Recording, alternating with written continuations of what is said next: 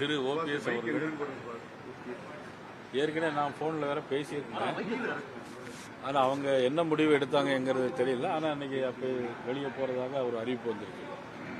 Sir, தன்மானம் கட்சியில் இருக்கும்போது எனக்கு தன்மானம் ரொம்ப முக்கியம் அப்படின்னு ஓபிஎஸ் இல்லையா, சட்டமன்றத்தில் சந்திக்கும் போதும் சரி, நான் ஏற்கனவே ஃபோன்லேயே நான் அவங்கள்ட்ட பேசிட்டு தான் இருக்கிறேன்.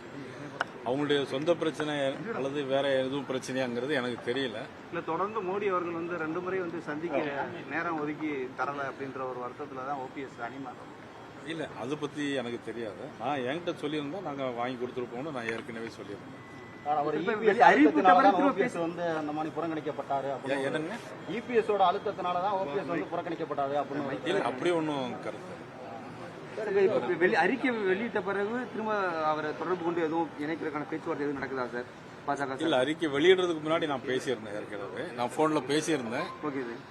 பேசியிருந்து எதுவும் முடிவு எடுக்க வேண்டாங்கிறத நான் கேட்டுக்கிட்டேன். திரு டிடிவி தினகரன் அவர்களிடம் நான் பேசியிருக்கிறேன்.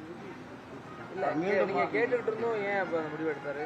இல்லை, அது அவங்கள்ட்ட தானே கேட்கணும். இல்ல, நீங்க என்னவா இருக்கு? ஏன்னா உங்களுக்கு கூட்டணிக்கு பலவீனம் தானே, எப்படினாலும் அவர் வெளியே போறதுன்றது. இல்லை, அதாவது என்னன்னா, கூட்டணி தேசிய ஜனநாயக கூட்டணி நான் ஏற்கனவே சொல்லியிருந்தேன். அவங்க இப்படி ஒரு முடிவு எடுத்திருப்பது வந்து அதுக்கு நான் கருத்து சொல்ல முடியல.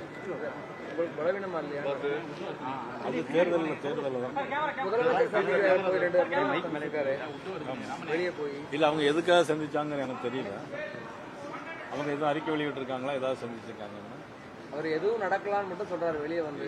சுயமரியாதை, என்னுடைய சுயமரியாதை. இல்லை, அவர் வேற எதுக்கும் சந்திச்சிருக்கலாம் இல்லையா? வேற தொகுதி பிரச்சனைக்காகவும் சந்திச்சிருக்கலாம், அல்லது சொந்த பிரச்சனைக்காகவும் சந்திச்சிருக்கலாம். அது அவர் வெளியிட்ட பிறகுதான் அந்த கருத்து சொல்ல முடியும். உங்க கூட்டணில இருந்து வெளியேறி போனதுக்கு அப்புறம் அவரை மீட் பண்றது இல்ல, இப்ப முதலமைச்சர் நான் கூட சந்திக்கலாம், என்னுடைய பிரச்சனைகளுக்காக சந்திக்கலாம். அது கட்சி வேறு, சந்திப்பு என்பது வேறு.